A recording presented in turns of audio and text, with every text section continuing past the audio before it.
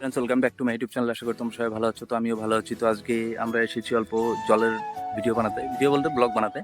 তো জলটা হলো আমাদেরই বাগান। এই যে পিছনে দেখতে পাচ্ছ, এটা আমাদের বাগান।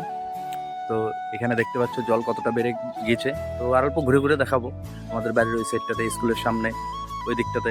তো গরুপুর যাওয়ার টাইমে যে তারঘাট ব্রিজটা আছে, ওই ব্রিজের আগে দেখি ব্রিজের যদি পারে তো ব্রিজেও বানাবো।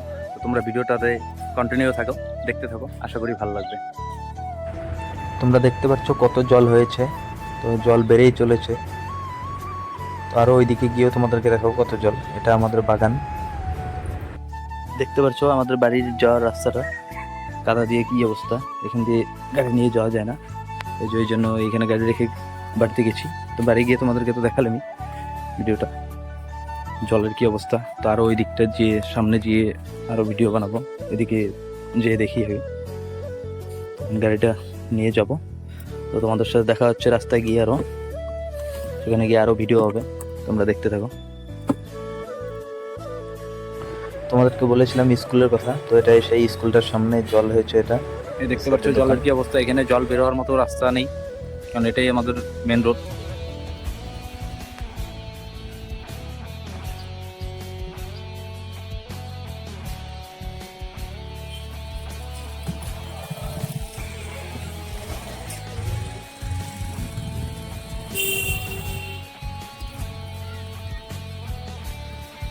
দেখতে পাচ্ছ এগুলো কিন্তু নদীর জল না, এগুলো সাইড দিয়ে হয়েছে।